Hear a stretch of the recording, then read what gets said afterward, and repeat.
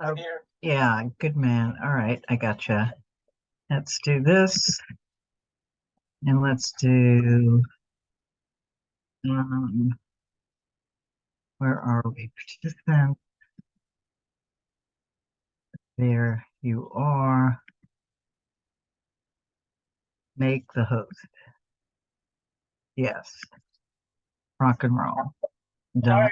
Done.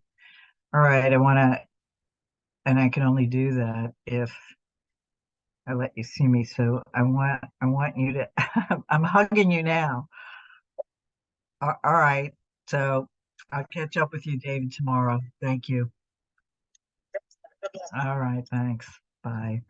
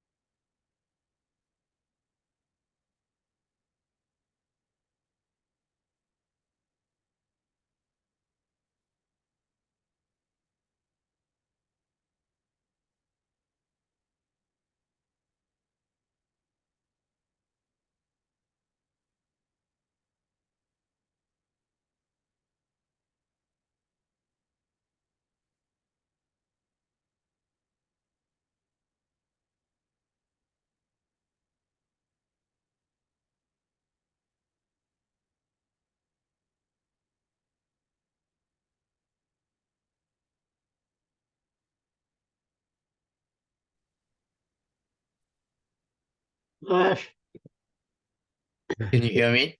yes, I can hear you fine. I can't hear you.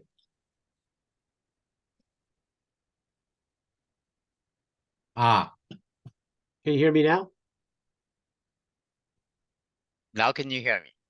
I can. I can't hear you. Ah.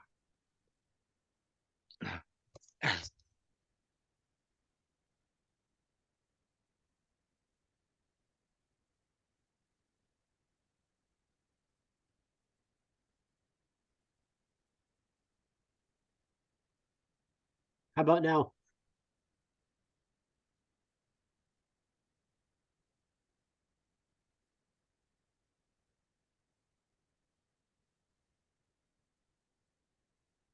Hmm.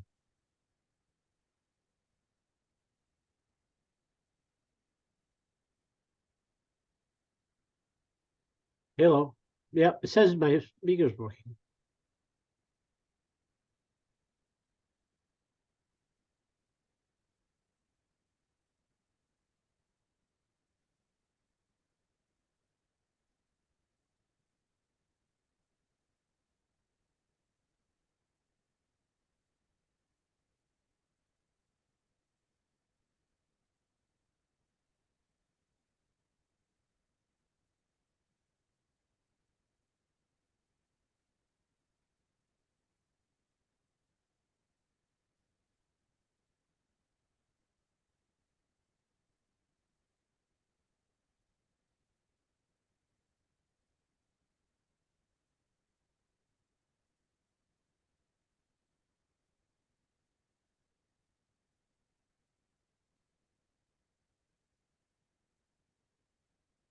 Hmm.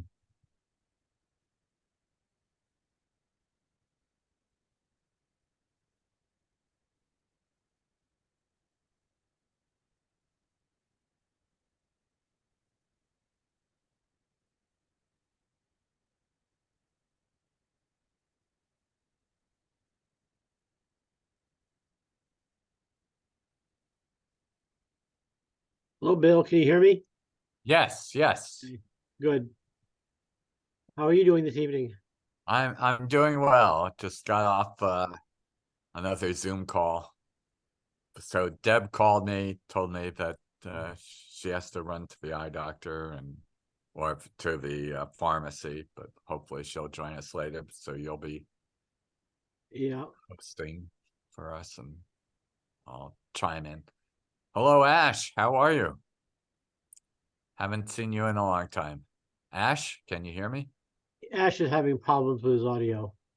Oh, okay. So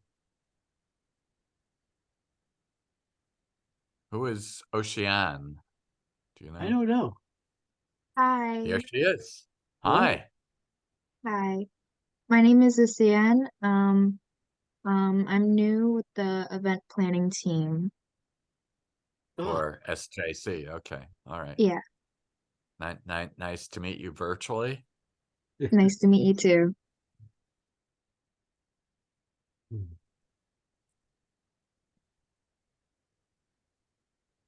Yeah, see if I can load up the thing from the Eventbrite subscription.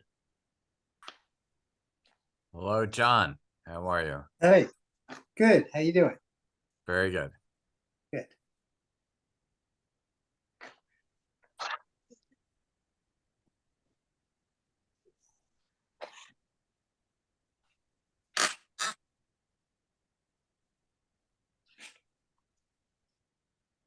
Ocean, that's a very unusual name.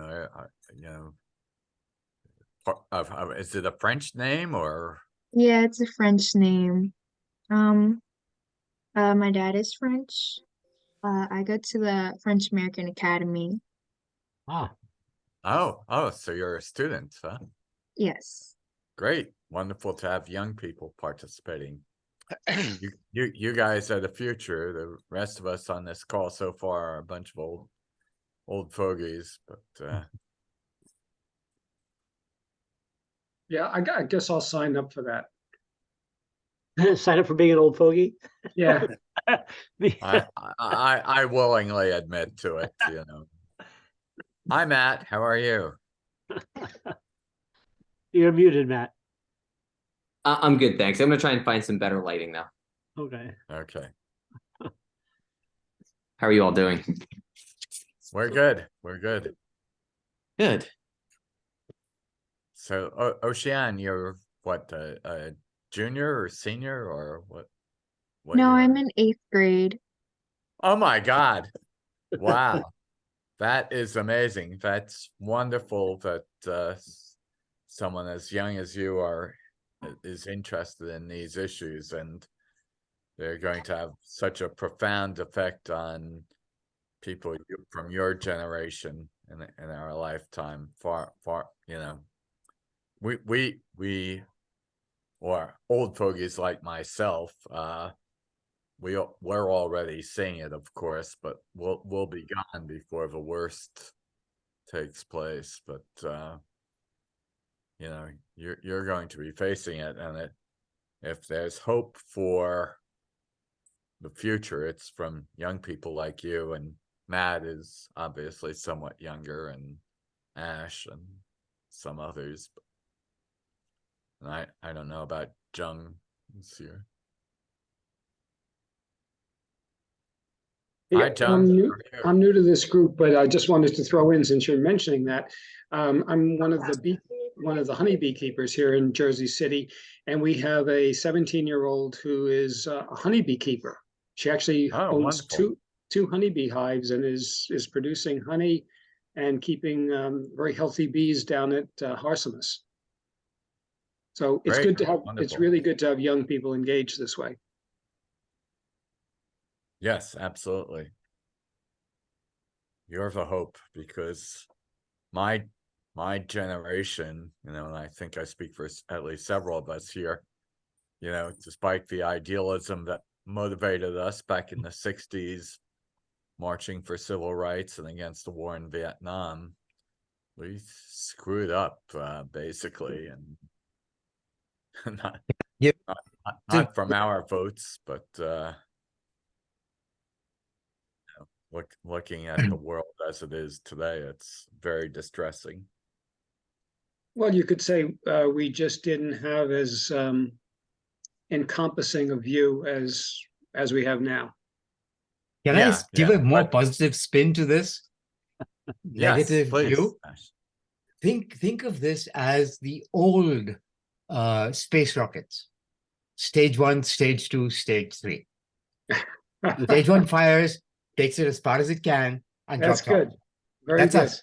And Yeah. Stage 2 fires, takes it as far as it can, drops off.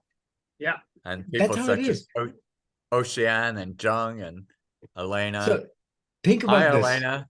Are you Hi, going- folks. Hi, How thanks for are letting me you? know about this. Nice to meet you. Yeah, great to see you again, Elena. Thanks, you as well. Thank you for sharing this. Yes. So how many people do we typically have here? 10 or 12, so this is probably roughly 10. what we can expect, but who knows, we might get a few more stragglers. It's 7:04 according to my computer, so maybe just wait another minute or two.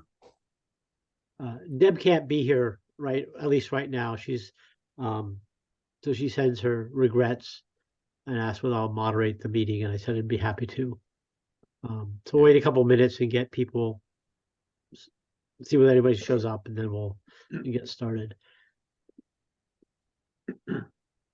So while we wait, Bruce, let me say one other thing. You have to remember that you're going up against 2 centuries of indoctrination. No, seriously, the status quo has not emerged instantaneously. It's developed over time, and it's been designed to support what happens as the status quo. We have to dismantle the whole structure going back 2 centuries. It's not easy. I don't think we should expect instantaneous results either. And that's a false expectation, I think. Yeah, but the problem, Ash, is that time is running out. We have to Not much we can do about that. Time will run out. 2030, 2050, we have to make dramatic changes. But I see 7:06. So David, do you want to get started and Sure. introduce Matt, and I'll Um, in a bit. Not too much about housekeeping business. I want to welcome Matt and John here to Food and Water Watch and from Empower New Jersey to talk about the Turnpike extension. Matt, are you comfortable introducing the Turnpike extension itself as well? John's going to be covering the Turnpike. Okay. Yeah. All right. So John will go first, and then I'll follow. Okay, that sounds good. David and Matt and John, if I could just make an announcement as well. I'm Bill Armbruster from the Journal Square Community Association, but my good friend Sam Pessin, who's a friend of many of us, including certainly Elena, I know, points out that this Friday, November 17th, is the deadline for submitting comments to the NJDEP on their plans for the revitalization of the north side of Liberty State Park.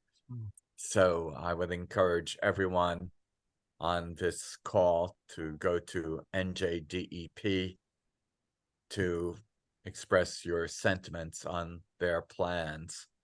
And Elena, I believe you're on the board of Friends of Liberty State Park. Do you want to chime in on that? I am actually not on the board. I am an active member, but I'm not on the board. If you go to the Friends of Liberty State Park website, they have their recommendations on the three biggest things that they would like to oppose. One of them being, I think, the location of the skate park. It should be not in the passive recreation area, it should be in the active recreation area, I believe. And they have like their top three that they recommend, although of course it's public comment, so you can comment on anything that you like. But if you go to the Friends of the Liberty State Park website, there will be more information on what the Friends official stance is. But overall, I think they are more happy than not with the DEP recommendations, but they do have some suggestions to keep the park free and public and open for all. Yeah, but I think most importantly, just join in and express your sentiments. But so that was my interjection, David. So I'll turn it back to you now. Okay. So Moss's suggestion, I think, is a good idea that we go around the room and introduce ourselves. So I'll start. Name David Larrabee. I'm retired physicist. I've been working in religion and science dialogue around environmental issues for, well, since 1973. So whatever that comes out to be. I also am, so I used to live in Jersey City. I'm now actually in Maryland. I'm on the board and part of the certificate program for SJC with Ashwani. We hope if you haven't taken it, you'll think about taking it. We cover a variety of topics. I'm happy to be here tonight, and I'll be your speaker next week when we sort of talk about what does it mean to the green Jersey City and emissions, and taking a look at it from various perspectives to try to. Yeah, so I'll just add to what David just said. Jersey City ranked 76th on the list of greenest cities in the United States. Not exactly a great rating. So we look forward to your comments next month on that. Yeah. So I'm Bill Armbruster from the Journal Square Community Association. I chair our Green Committee. And I'm passionate about the environment. Unlike some other people here, I have no scientific expertise. I just bring passion to it. So on my screen, Oceane, you're next. Do you want to introduce yourself? Hi, my name is Asian. Well, I'm very passionate about the environment, just like Bill. I do not really much have like any scientific background, again, as I am a student, and I look forward to be with your team. Okay, John, you're Where are you you're a student, Ocean? Yes. Where? The French American Academy. in Okay. Jersey City. Thank you. Yes, in Jersey City. And she's in Hi- 8th grade and she's joining us. Go ahead, John. Yes. Yeah, hi, everyone. My name's John Richmond. I'm on the steering committee of Empower New Jersey, along with Matt. I'm also a lawyer, so have been sort of representing Empower and the Turnpike Trap Coalition, and actually Jersey City in trying to fight the Turnpike expansion. And again, thank you for having us tonight. Okay. Moss? Yeah, hi. This is my first meeting. My name's Roger Moss. I moved to Jersey City about a year ago. Prior to coming here, I was an active member in Sustainable Warwick. Warwick's a community about an hour north of here in New York State. And, you know, our main activities had to do with sustainability. So I'm looking forward to hearing how this group is. I guess I would just ask somebody maybe to clarify who's sponsoring these discussions, how often they happen. I can answer that. It's co-sponsored by Sustainable JC and the Journal Square Community Association. And we hold these meetings every month. They're always virtual, the third Wednesday, 7 p.m. And usually it's Deb Italiano and myself who co-host. Deb can't be here, so David is pitching in for her. So Fantastic. You're welcome to join us. Delighted to have you. Thank you. So Matt, on my screen, you're next. Good evening, everyone. Matt Smith. I'm the New Jersey director with Food and Water Watch. Also, as John mentioned, on the Empower New Jersey coordinating committee.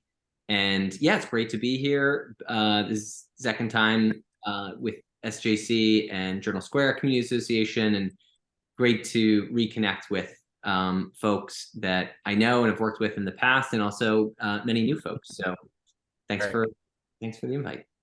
And Ash? Hi, folks. My name is Ashwani Vasisht. I'm a professor of sustainability at Ramapo College. I had joined with Deb in 2009 when I came to Jersey. And we did a few projects together, and we decided that what Jersey City needed, I don't live in Jersey City, I just care about cities. Decided that what Jersey City needed was somebody that would look at the whole of the city, not issue by issue, but as a system. And that was our objective in starting SJC. Great. Elena? Hi, everyone. My name is Elena Little. This is my dog, Volta, who likes to make appearances on Zoom. She loves Very Zoom. cute. Thanks. Yeah, he'll be popping in and out probably. I am an environmental engineer by training. I'm also, I would say, a community activist. I live in Ward E in Jersey City. I am the past president of Harsmith Cove Association and was president when that neighborhood association signed on or voted to join the Turnpike Trap Coalition. So I'm proud of the work there, and thank you, Bill, for inviting me tonight. Yeah. Please join us every month, Elena. We'd love to have you. Your perspective as an environmental engineer would be very valuable. Jung, could you introduce yourself? Hello, my name is Zhen. It's my first meeting here. I'm resident of Jersey City since 2018. I have engineer background and have been working in the private sectors for many years. I worked for L'Oreal, LVMH, and some apparel brands. And I'm in charge of sustainability for a private company, and my office is in New York. But I want to see join our community where I live to see what are the concerns, issues, and how I can help from individual standpoint, and maybe I can also work with my company to support some of the actions as well. Great. Yes. Okay. Maya? Thank you for having me. Yes. Thank you for joining us. Maya? Hi, good evening, everyone. My name is Maya Flores. This is actually my first meeting as well. I had received, I believe, the invitation likely through the Journal Square Community Association, which I just most recently joined. So just a community member. I lived in Jersey City and Journal Square for over 20 years with my family. And while we love the area, we're also very interested in environmental awareness and preservation and what we can do. So I'm just really interested to see how I can support and learn more about what's going on. So thank you. Okay. Thank you, Maya. And thank you for joining the Journal Square Community Association. So, Matt, I thought you said John would be leading off. So, Yeah. John, do you want So let me jump in 1 second. So one of the reasons that SJC, that Deb wanted me to show this plot. One of the reasons that SJC has been involved in this, among several. Let me just. There we go. So you should be seeing my screen, yes? Yes, we do. Okay. So one of the things we've been looking at is air quality, and especially how it relates to health. And so this is a map of Jersey City and the prevailing asthma crude prevalence rate in Jersey City. As you can see, right down here is where it's highest. Not surprising, near where the turnpike is.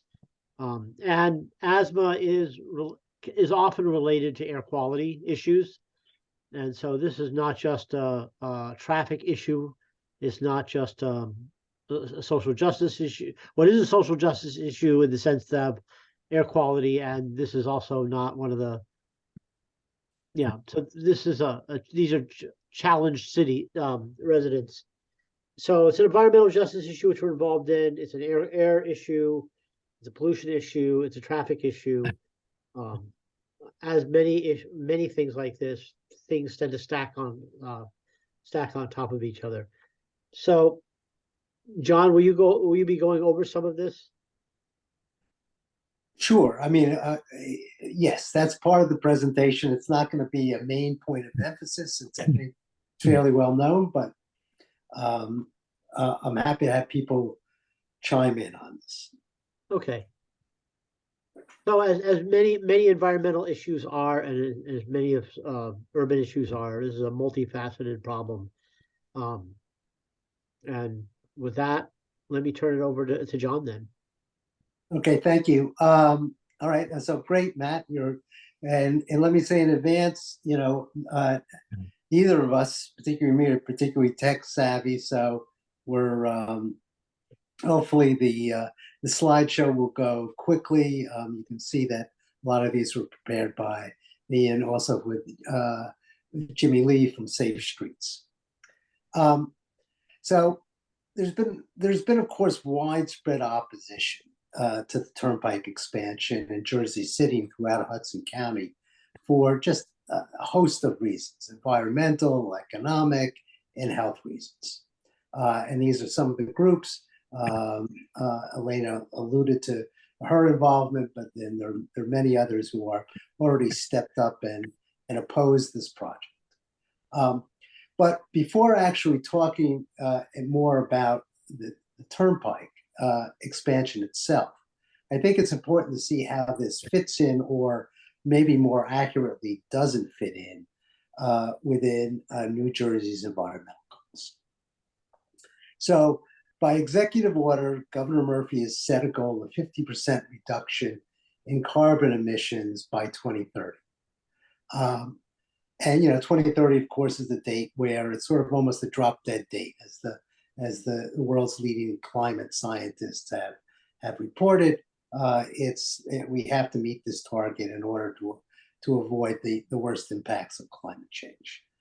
And by the way, it's not only executive order, but there's also a statutory mandate as well.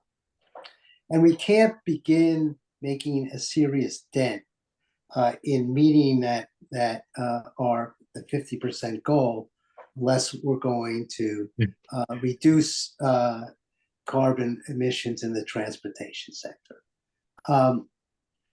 This particular chart shows actually that transportation amounts to 37% of the greenhouse gases in the state.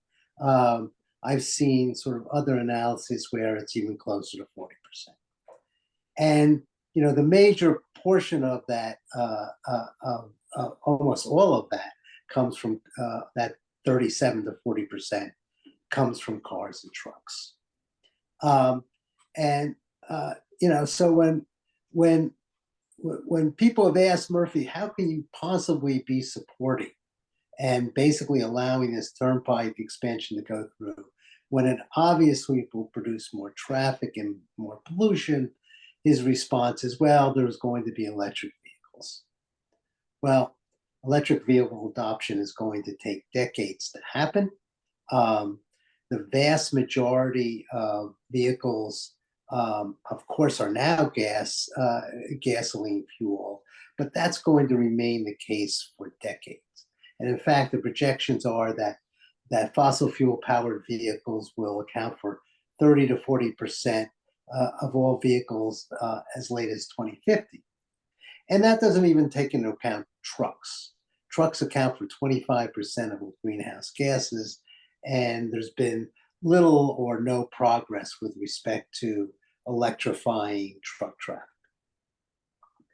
And unfortunately, the turnpike expansion is part of a series of policies by the Murphy administration that are promoting increased vehicle miles traveled, increased greenhouse gases, and as David mentioned, the increased pollution that comes from that traffic. The turnpike is just one part of a statewide plan to widen highways all over the state. At the beginning of the COVID-19 pandemic in March 2020, the Turnpike Authority unveiled this plan to spend $24 billion to expand highways all over the state. That including the Turnpike Expansion, New Jersey City, that we're going to talk more about tonight. But this number, by the way, is grossly understated because it includes, it basically projected that the Turnpike expansion would cost $4.3 billion out of that $24 billion. Well, we discovered, in fact, I discovered it only by sort of going through documents on the Turnpike Authority website, that in 2022, they are now estimating that the cost would be $10.7 billion. That they've subsequently were forced to admit that is the current cost, or cost estimate, or the 2022 cost estimate. Undoubtedly, that number is going to go far higher. And one of the things that I think everyone should start thinking about tonight is think about how we could better spend $11 billion in making the lives of folks in Jersey City and the entire region so much better. And of course, some of the things would be, and we'll get into this a little bit more, improving public transportation, including walkways and bikeways. There is so much expanding the Hudson Bergen Light Rail line, and has been promised for decades, but hasn't happened. And so why are they doing this? Oh, and last thing too that you need to look at in terms of the bigger picture of what New Jersey is doing is transportation, is the Murphy administration's position opposing congestion pricing. Congestion pricing will be great for Jersey City and Hudson County. It will reduce traffic, it'll create cleaner air, and of course, the vast majority of New Jersey residents, particularly Hudson County residents who commute into New York, use public transportation and will benefit from congestion pricing. It's really just grandstanding on behalf of Murphy and some of the politicians with respect to their opposition to congestion pricing. So the Turnpike Authority has presented, well, all right, in fact, thanks, Matt, for showing this. Just for, I think some of you, but maybe not all of you, are sort of know about what this expansion will entail. So here's a picture of it. The green line is essentially the Newark Bay Bridge that runs from Newark over the bay into Bayonne and then into Jersey City. The turnpike continues through Jersey City in dead ends into the Holland Tunnel. And the different colors represent the different phases of the project. The first phase will be, and the most expensive phase, will be to entirely replace and build a new Newark Bay Bridge. Now it's, of course, 2 lanes in each direction. They're planning to tear that down and build 2 new bridges so that it'll be 4 lanes of traffic going in each direction. And then the other phases will follow. The next phase actually is the one in blue in downtown Jersey City going into the Holland Tunnel. So why is the state doing this? Well, they presented a number of rationales, all of which have been basically, we've shown that completely false rationales.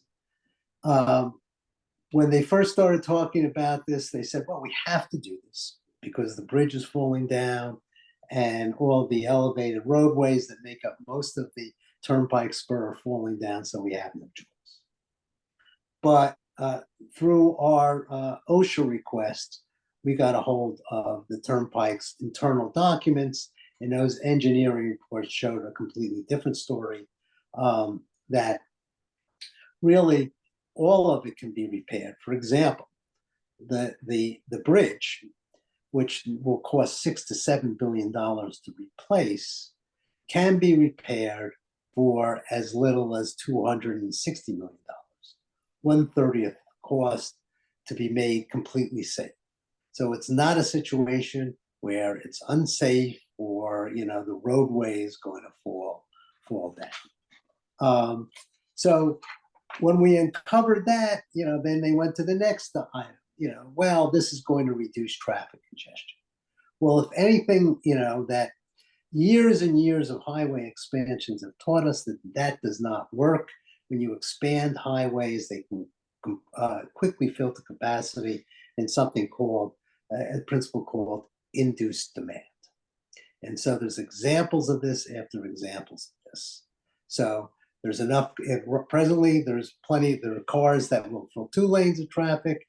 If this project goes forward, then there'll simply be lanes that will fill 4 lanes of traffic with the commensurate pollution and greenhouse gases all of those new vehicles will cause. So then the next rationale that the Turnpike tried to sell us on is that they need this for increased port traffic. And there was a spike in port traffic during the pandemic. Now, of course, that's gone down to the port traffic is 21% less this year than it was at the peak of the pandemic. And there's so many different ways to handle port traffic. You don't need to build a new roadway. You can basically just stagger the time that trucks go in. The only time that there's really bad traffic congestion and that they would need this is in 2 hours during the day, during peak rush hour, is all you have to do to basically make port traffic not a problem at all. Is basically not to have truck traffic go during those 2 hours of the day. And finally, we'll talk a little bit about that too. That there's another great alternative to basically how to deal with, to the extent there is any increased port traffic, and that's by enhancing our rail lines. That's exactly what happened in California. We were faced with the same situation in Long Beach. There was a plan to expand the highway going from Long Beach toward the rest of the state.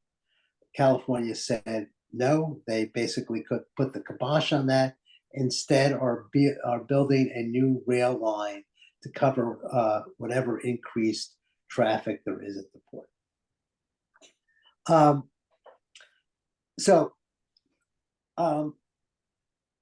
Basically, so what we have is essentially really a lose-lose-lose proposition. We're going to be spending spending $11 billion on a project that will probably make traffic worse, that will increase greenhouse gases, will run directly against our climate goals, will increase the pollution that David mentioned. It will disproportionately harm overburdened communities that border the highway. 72% of the census tracts closest to the highway are in fact overburdened communities. And there will be, of course, all the lost opportunity cost, that there could be billions of dollars that would be better spent on public transportation, bikeways, walkways, all of which would create far more economic growth, equitable growth, and a more sustainable and livable city. There's a nationwide movement now to basically, tear down highways such as, the turnpike that rips through Jersey City and mitigate their impact. The 2021 bipartisan infrastructure law even provides $1 billion in grants for this purpose. And lots of communities, lots of cities around the country are doing exactly that, either tearing down or mitigating the effects of urban highways. Unfortunately, the state is going in the opposite direction. So where do we go from here? One thing you should be aware of is that what the Turnpike Authority is now trying to sell is that they want, both at the state and federal level, only to look at the bridge replacement. And why are they taking this strategy and saying, well, we'll do the bridge replacement and we may or may not do the rest of the Turnpike expansion? And the reason that they're saying this is that they're trying to avoid full environmental review by the feds. They're maintaining that there wouldn't be any significant environmental impact if you just built the bridge alone and you didn't proceed with the rest of the turnpike. Well, that's nonsense in and of itself. That expanded bridge will, of course, create more cars, more traffic, more pollution. Exactly the reasons, by the way, that New Jersey said in suing the federal and the feds and the MTA about the congestion plan is the reason they said there needed to be an environmental impact statement there. So that's the ploy. There is absolutely no doubt in my mind that, and I think it should be in anyone's mind, that if they ever expand the bridge, they're going to expand the rest of the turnpike. Because it makes no sense to expand the bridge to 4 lanes in each direction, only to have them then feed into 2 lanes with respect to the existing structure. So what we have to do as activists and environmentalists is keep the pressure on Jersey City, on its officials and candidates running for office, such as all the candidates running for mayor, to oppose the turnpike. And even though, construction may not begin for another couple years, it's really important to stop this now, because even though construction has started, by the way, hundreds of millions of dollars are already being spent on designing this project that will just be a disaster for the community, despite its exorbitant cost.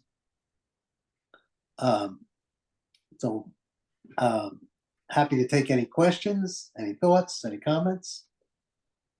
Sure. John, thanks very much. That was very informative.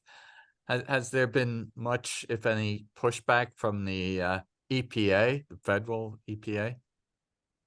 Well, the lead federal agency at this point that is going to determine whether an environmental impact statement is the Coast Guard, because they're the agency that will have to give the Turnpike Authority a bridge permit for the replacement of the bridge. So where it stands now is the Turnpike has said to the Coast Guard, you only need to do an environmental assessment, nothing to look at here. You don't need a full environmental impact statement. We have written to the Coast Guard and said that's absolutely wrong. There needs to be an environmental impact statement for the entire project. And in fact, we plan within the month to send another letter to the Coast Guard, just saying how the Turnpike Authority's position with respect to the Turnpike is directly at odds with its position they've taken with respect to congestion pricing. Because in that suit, they basically said whenever there's a major highway project or wherever there's a change in the way of in traffic volume or traffic patterns, you need to have a full EIS. That's the rationale for suing the feds. Well, if you apply those same principles here, there's no question that you need a full EIS. And what's an environmental assessment? I haven't heard that term before. Sorry if I got in the weeds. Thanks for asking that. So when a federal agency can do two types of reviews. If they think that if it's a major problem, but they don't think that there's going to be significant environmental effects, they then can prepare something called an environmental assessment, where they don't have to, for example, consider alternatives, a host of other things. They would if they have to prepare a full environmental impact statement. So it's basically a far less rigorous environmental review. Thank you. Can I pose a question? Of course. I believe I heard some presentation somewhat similar to this about a week ago. And at that time, I think that it was stated that the Turnpike Authority acts relatively independently and that its oversight and supervision is very limited. You're making some statements about the federal environmental agencies. Could you speak a little bit about what would have to be done to test the extent of the independence of the Turnpike Authority to do whatever it is they please? Okay. The Turnpike Authority, put it simply, the Turnpike Authority is controlled by the governor. The governor has the ability to technically the way it works, has the ability to, quote, veto the minutes. So you may have read, for example, I think this is within the last month, that the Turnpike Authority was, right before Election Day, announced it was going to increase tolls on the Turnpike and the Garden State Parkway. And what Murphy did, as part of an Election Day strategy, is to technically veto those minutes and prohibit the increase from going into effect. So while the Turnpike Authority is a sort of a quasi-independent agency, it's an authority, it is completely under the control of the governor. So I'm not sure if that answers your question. Now, where the feds come in is because, this project, again, requires federal approval. It's not federal funding, unlike other parts of the interstate. The Turnpike Authority is using toll money for this. But there needs to be a federal bridge permit for the replacement of the North Bay Bridge. Yeah, thank you.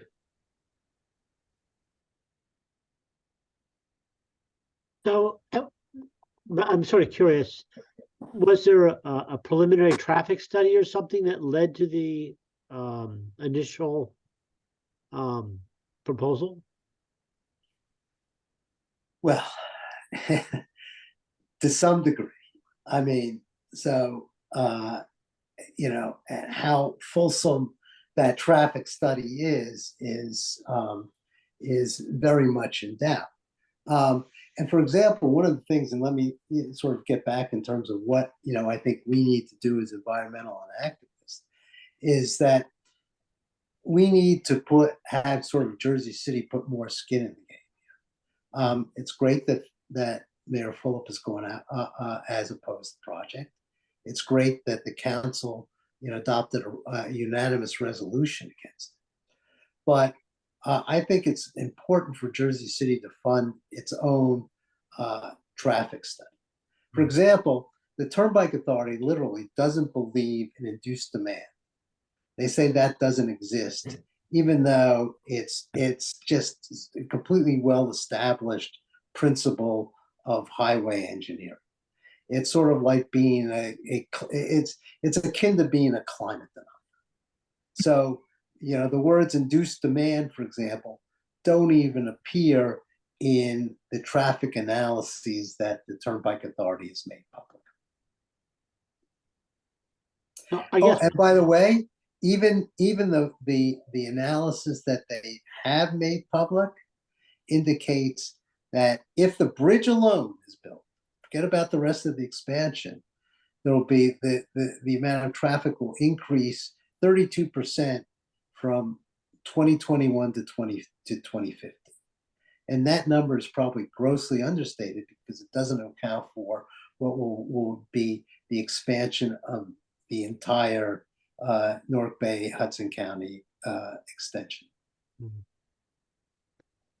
Ash, you have your hand up. I thought I unmuted.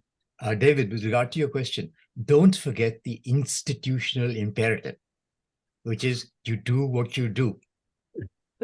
Okay. I worked for 18 years in Southern California for a regional transportation planning agency, SCAG. I understand exactly how these projects work.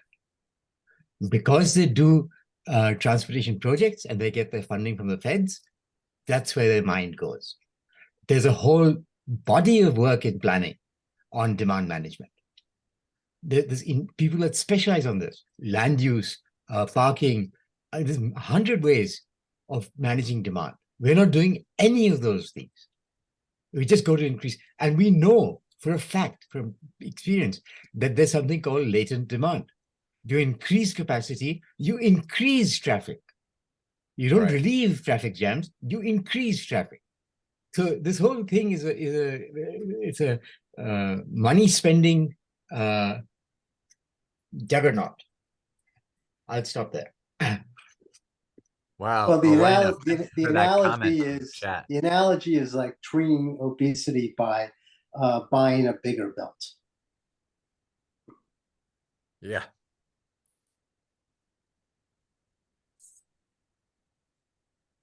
So can I ask another question? And if no one else is in queue, how does this? How shall I say this? I don't know anything about the Journal Square organization. Community association. Yeah. How does the Journal Square Association view this project? Well, our board of directors voted to oppose it, and our slogan is working together to build a better community, clean, green, and safe. And we've had that since our inception in 2016. And I was the first president of the association. I'm just thinking out loud about the construction that's going on in Journal Square, which is also Yeah. increasing the traffic that will be in Journal Square and increasing congestion and pollution, et cetera, et cetera. So it occurs to me that it's important to differentiate between what we're doing close to home and the things that we're asking the governor to do 3 miles away. Yeah, good point. Thank you. So it's 7:46 now, according to my computer, and we haven't yet heard from Matt. So Matt, do you want to talk about the power plants? And I also want to get into the whole question of the wind turbines, with Ørsted canceling that contract, to see what you and anyone else at this meeting can say about that. Sure. Yeah. Thanks, Bill and Ash and David, SJC, for hosting. I'm going to be very brief, mostly because it's been a very long day already, and we've presented on these issues before. So I mostly just want to present new information since the last time I was here, and really our main focus at the moment is on the legislature and this lame duck session, which is set to begin on Monday. So this is a very timely opportunity to share real-time developing intelligence and issues on legislation that could make or break New Jersey's ability to transition off of fossil fuels and onto clean renewable energy. So yeah, I don't think I need to tell this group what's at stake and where we are in this moment, coming off record-breaking year for wildfires, global flooding events, record temperatures, people literally getting third-degree burns in Phoenix for laying down on the sidewalk in the middle of the day in summer. The science is pretty clear and stark that we are at a climate crisis, that fossil fuels, our continued burning of them, is the primary driver, and that the solution is to get off of them as quickly as we can. Despite this, the fossil fuel industry wants to continue business as usual. We have been fighting 7 fossil fuel projects. We just last month got a big victory in defeating one of them that we've campaigned against for years, a proposed gas plant in an overburdened environmental justice community in Woodbridge. The only thing that would have made the win better is if Governor Murphy himself rejected it. Instead, the company pulled the plug on its plans to develop this gas plant. But a win is a win, and we will take it. There are still 6 remaining projects that we are fighting. This is a map that shows what those projects are and where they're located. And you can get more detailed information on each project on our website, empowernewjersey.com. And right now, as I said, we are really pivoting to focus on this lame duck legislative session, where we are seeing 2, really 3 bills that I'll touch on briefly. The first is a clean energy standard bill that was introduced by Senator Smith, who chairs the Senate Environment Committee. The intention of the bill is to hasten the transition for New Jersey's electricity supply to be met with 100% clean sources by the year 2035. The current plan is to get there by 2050. So this, on surface would hasten that transition. The issue, of course, like with most things in politics, is in the details. And in this case, it's how the state would define clean energy that is the main source of debate and concern that we have. So right now, the bill is sort of in flux, but rather than just talk about like where it is, I want to talk about like what we need to see from a strong bill in order to, one that will actually get us to the goal of 100% clean electricity by 2035. So we need to define clean energy to restrict energy generating facilities from not just emitting greenhouse gases, which are driving the climate crisis, but also co-pollutants. These are the things like nitrogen oxide, lead, mercury, arsenic, volatile organic compounds that are responsible for all of the red and yellow areas in the map that was shown by David at the opening. Transportation is a big source, but right behind it is power generation. In terms of the toxic co-pollutants that are responsible for a lot of the health impacts and really dreadful air quality on many days in New Jersey, and particularly in Hudson County. We also need the bill to look at the full life cycle impacts, not just where the fuel is burned to produce power, but how it's extracted, how it's refined and produced, and what are the emissions and impacts throughout that life cycle production.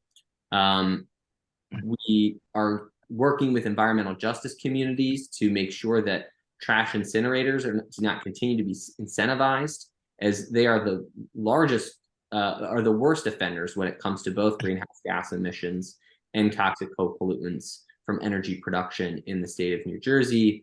And we are actively lobbying the governor's office and key legislative leaders on these demands, including a meeting that John and I were in just earlier today with the governor's chief climate and energy advisors. So that bill, before I move on, this bill is going to be heard in Senate Environment Committee on Monday at 10 a.m. And at the end of the presentation, I'll talk about involved, including a big rally and lobby day that we have planned.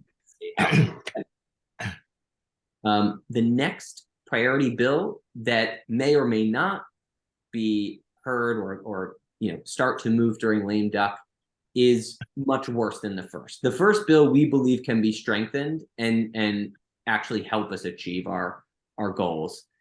This bill is nothing but rotten to its core. It uses Orwellian doublespeak to try and rename dirty methane gas, which is the primary component of quote unquote natural gas, as somehow renewable. And really, there is nothing renewable without burning methane gas. Nor, if the industry, one of the schemes that the industry wants to do is blend in a small percentage of hydrogen into the gas supply of New Jersey and somehow call that renewable. All of these are really fossil fuel industry schemes that are mostly about perpetuating the existing infrastructure and thus prioritizing the profits of these monopoly utilities and gas companies in New Jersey at the expense of everyone and everything else. There is no real ability to mitigate greenhouse gas emissions or toxic co-pollutants through RNG, largely due to its limited supply, extremely high cost, 17 times more expensive to produce RNG as a fuel for electricity than it is than natural gas. It has the same footprint in terms of, or a very similar footprint in terms of greenhouse gases and co-pollutants.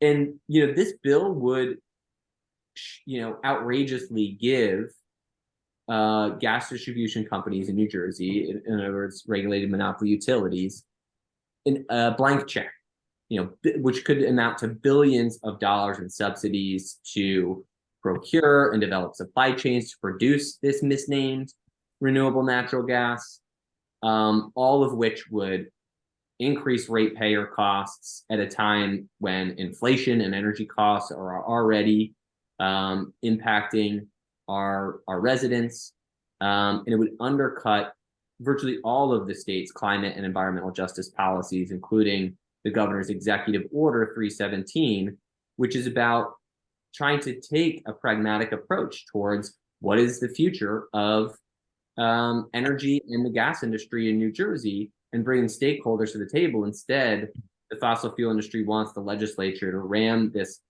massive subsidies bill down our throats that would lock us into a future of fossil fuel destruction.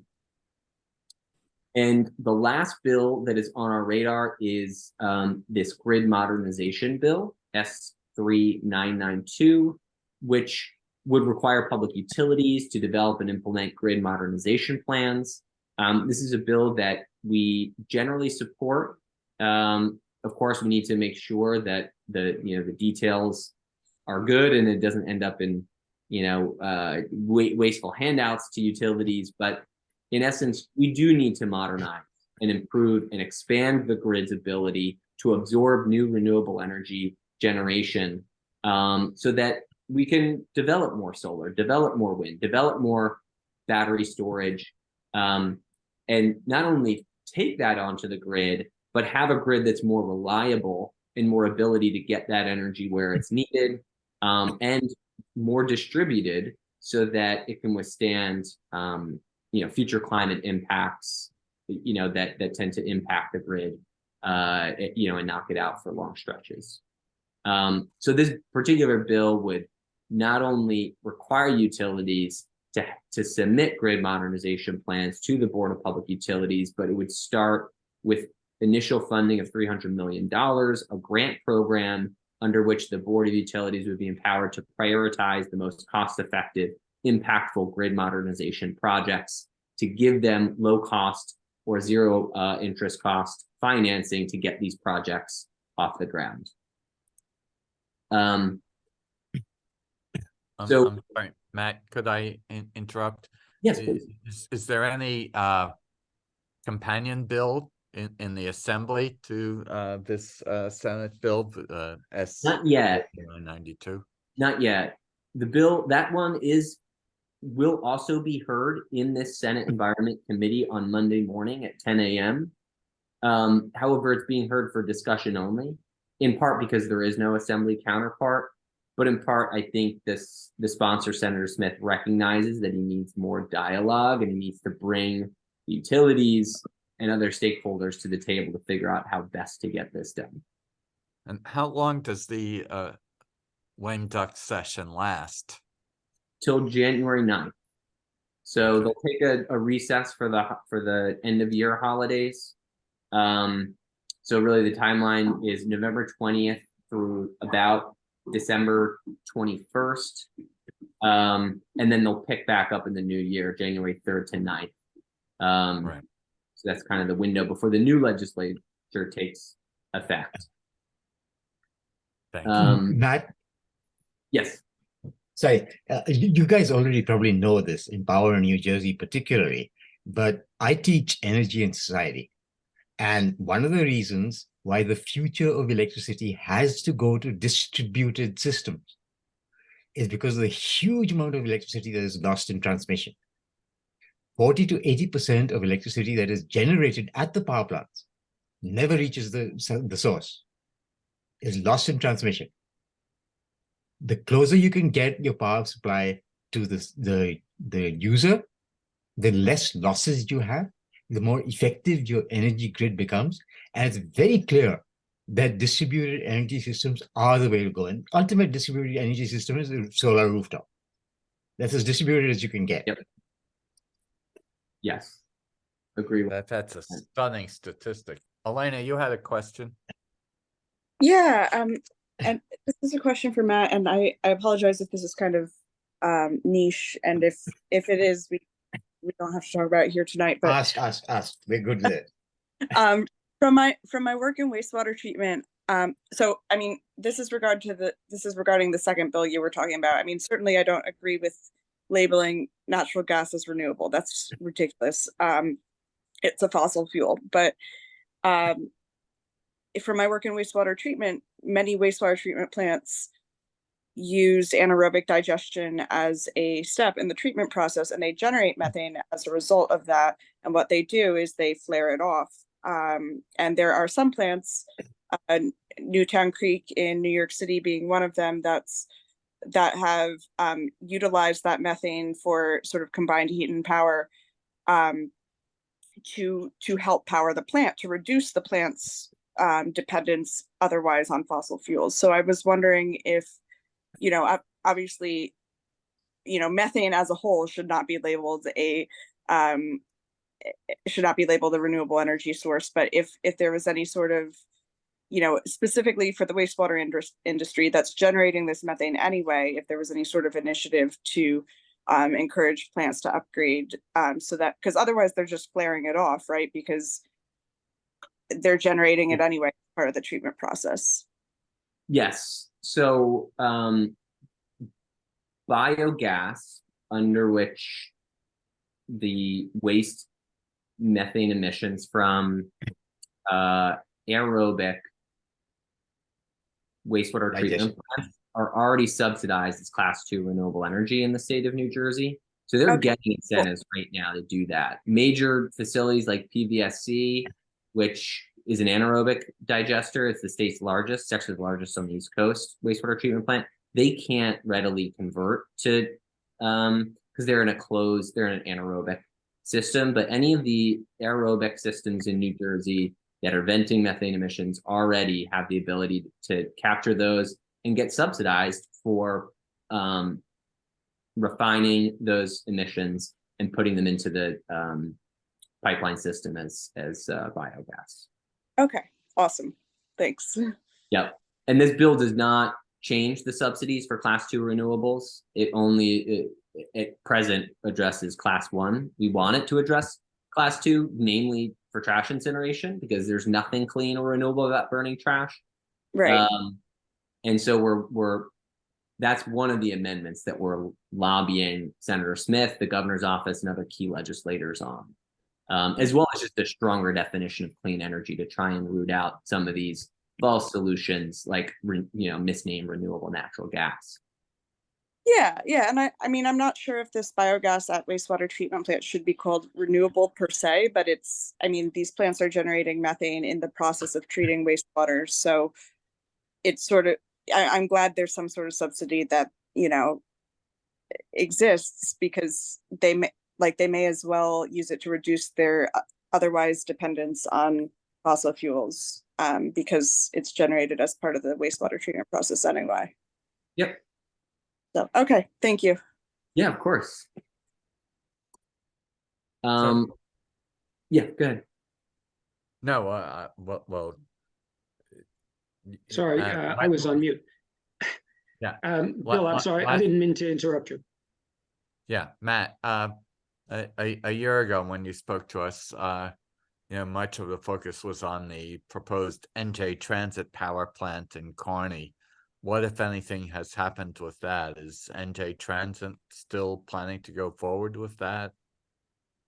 So word on the street is that project is all but dead in the water and is just pending announcement.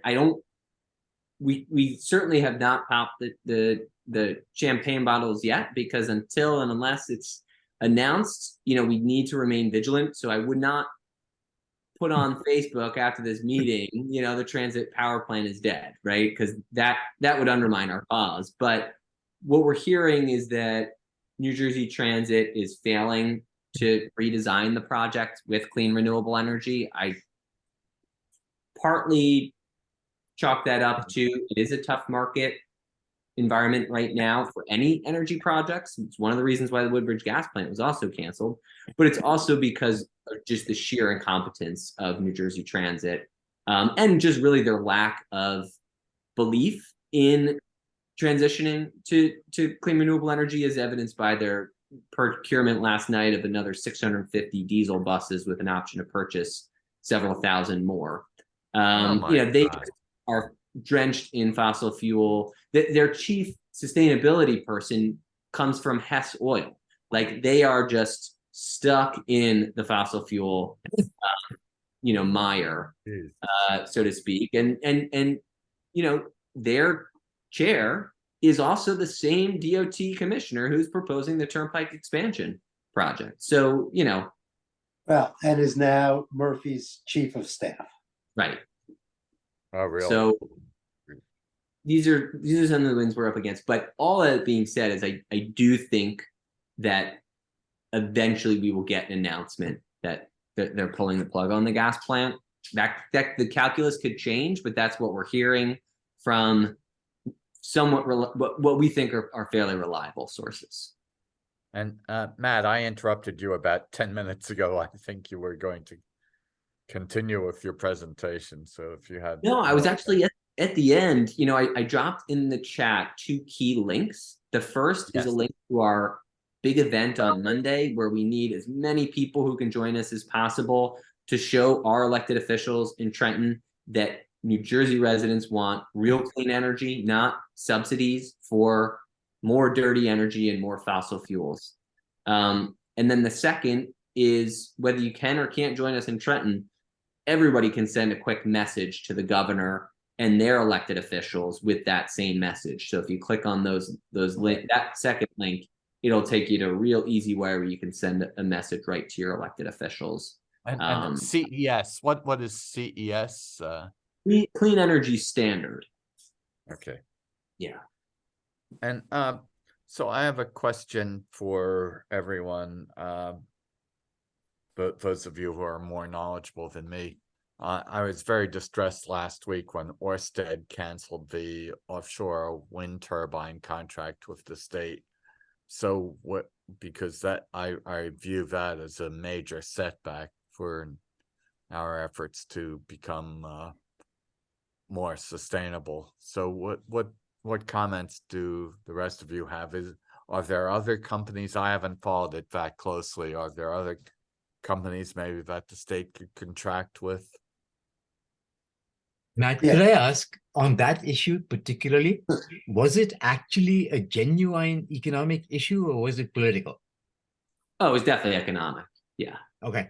All right. Yep. And Matt, I'd be curious about the politics of that. Have you heard any rumblings in the state about, because it's a pretty major.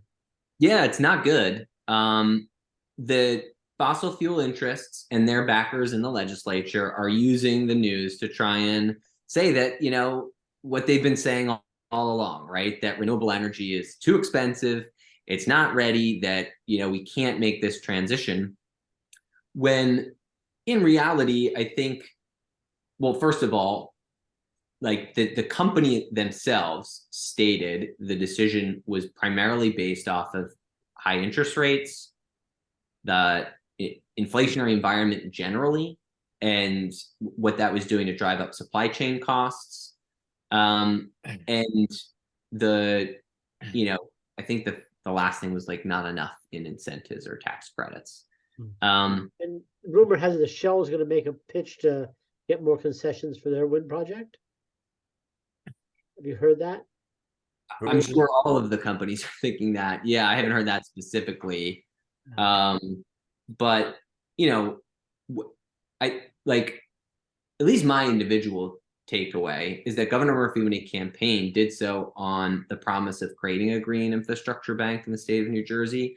So if you had low-cost state bonds like they're doing for the Turnpike, you would eliminate at least one of the major issues which made it uneconomical for Ørsted.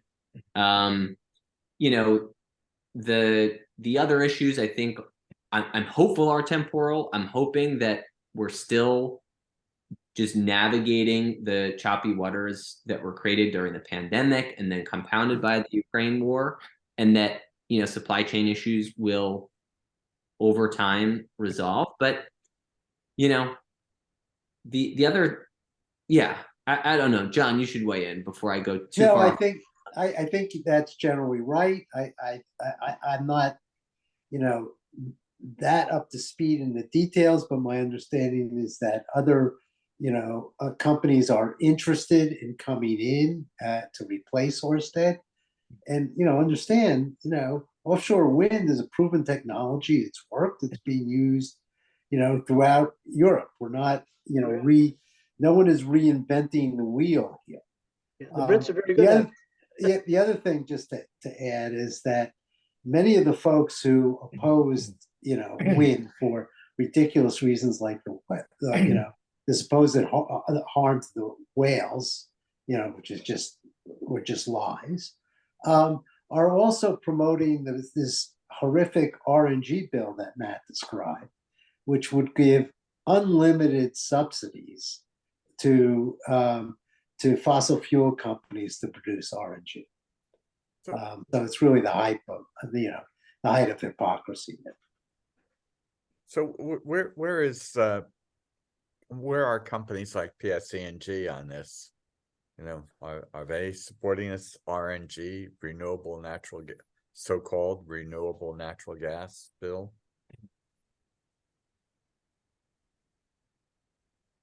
You're muted, Matt. The question is, where are the fossil fuel interests on the RNG bill? Well, like companies like the utilities, like PSE&G. Oh yeah, they wrote the bill. Their lobbyists wrote the bill. I mean, we're seeing similar bills come up in state houses across the country. So this is definitely an orchestrated attempt by the fossil fuel companies, by the monopoly utilities, and other economic players who will benefit from this to, get subsidies to do some projects, which they want, but more than anything, they want an excuse for why all of their existing pipelines and power plants, including infrastructure, should stay in place and can stay in place, and states can still comply with their greenhouse gas reduction goals, their environmental justice policies, their public health mandates. Because if you have something out there that you can lift up and that is fully compatible with that existing infrastructure, then it neutralizes the threat that there's going to be real laws and real plans in place that would transition us off of fossil fuels, that would decommission all of that infrastructure, which is the source of all of their revenue and profits. So, Matt, thank you for putting those links in the chat. I won't be able to go to the demonstration on Monday, but I definitely plan to write to my representatives in the legislature, and I encourage everyone here to do so as well. Yeah, in particular, Assemblywoman McKnight and Senator McCurgy have been good on our issues. They have speaking out publicly against the New Jersey Transit Power Plant and against other polluting fossil fuel projects. So emailing and even calling them, anything we can do to sort of encourage them to be vocal on these issues and not just vote the right way when it comes up, but to speak out against them. We're actively working to get lobby meetings with them. So also, Bill, I can be in touch with you and others at SJC about joining us for those meetings. But anything we can do to encourage, our local delegation to continue to be champions on these issues and oppose RNG and call for a strong clean energy standard would be incredible. Great. Okay, does anyone have anything else to add? This has been an excellent meeting, and I especially want to thank John and Matt, but all of you for joining us, and particularly the new people joining us for the first time, Moss, Maya, Jung, Ocean, Seth, be active, and looking forward to seeing all of you at our next meeting, which will be, and Eliana, thank you as well, especially, in your perspective as an environmental engineer is so valuable. And so next month on Wednesday, December 20th, we always meet the third Wednesday of the month. We'll be hearing from David talking about Jersey City's position on this list of the 100 greenest cities in America. Well, Number we'll 76. concentrate on the emissions part of that. Okay. Yeah. So good. So, and anyone else have anything to add right now? Okay. So all right. Good night, everyone. Thanks for having us. Thanks. Yeah. Okay. Thank you all. Bye now. Thank everyone. you. Bye. Yeah. Bye Thank now. you. Thank you. Bye now.